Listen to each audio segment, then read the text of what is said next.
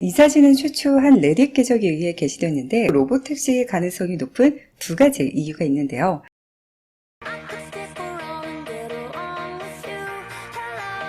안녕하세요. 테슬라시 채널의 테슬입니다. 아무래도 요즘 가장 주목할 테슬라 이슈는 로보택시, 일명 사이버캡일 텐데요. 로보택시 공개 행사가 10월 10일로 한 달도 채 남지 않은 가운데 최초의 로보택시 프로토타입으로 예상되는 이미지가 최근 온라인에서 공유됐습니다. 아직 못 보신 분들은 해당 이미지를 자세하게 한번 살펴보고 곧 있을 로보택시 공개 행사에서 기대되는 몇 가지 포인트들을 테슬라의 관련 특허한 4가지를 통해서 정리해 볼게요.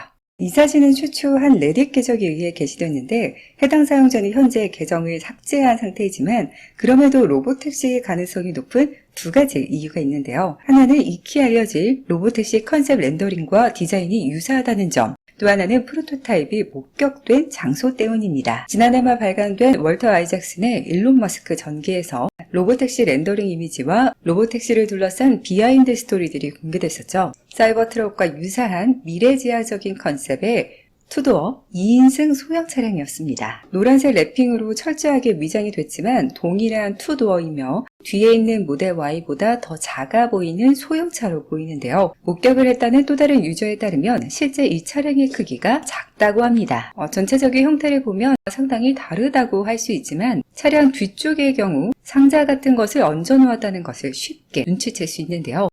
앞부분에도 뭔가를 올려둔 것 같은데 이 전면부의 경우 머스크가 공개일을 늦추면서 전면에 중요한 디자인 변경을 요청했다고 말해 렌더링 이미지와는 좀 차이가 있을 수 있습니다. 그래도 로보택시가 맞는지 좀 더 확인해 보기 위해 이 렌더링 이미지와 프로토타입을 겹쳐봤는데요. 판단은 여러분께 맡길게요.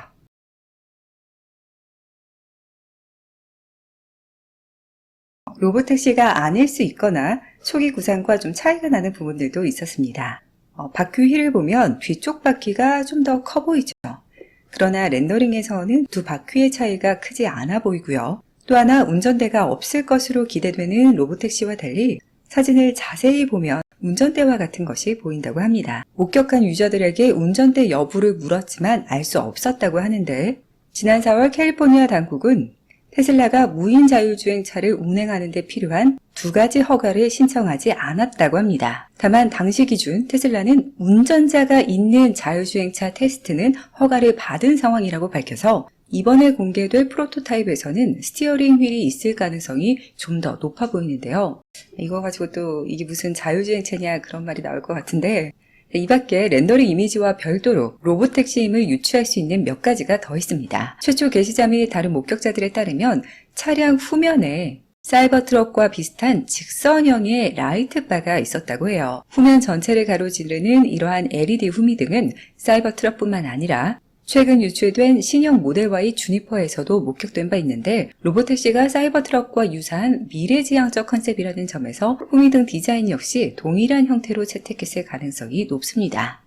또한 프로토타입 B필러에 랩핑을 하지 않은 컷아웃이 보이죠. 이는 카메라일 것으로 추정되며 최근 로보택시 뮬로 추측되는 모델3 테스트 차량에서 본 카메라 위치와 매우 일치합니다. 지난 5월 또 7월 목격된 테스트 뮬에서는 전후방 B필러 사이드 리피터에 카메라가 있는 것 외에도 사이드 미러가 없는 독특한 모습을 볼 수 있었는데요.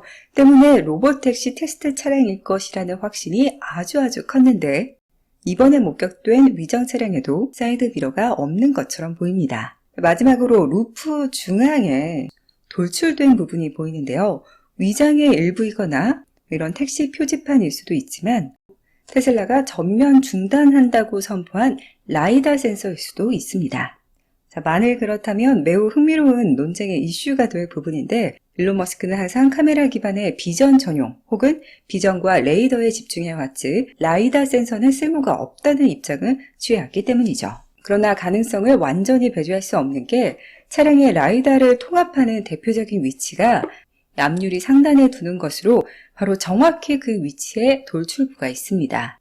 더군다나 지난 5월 라이다 업계의 선두주자인 루미나 테크놀로지가 1분기 최대 고객사는 테슬라였다라고 말해 테슬라가 올해 상당한 라이다 센서를 구매한 것으로 밝혀졌는데요. 그러나 기사를 자세히 보면 테슬라는 원래 2021년부터 데이터 수집을 위해 라이다를 구매해 사용해 왔었다고 합니다.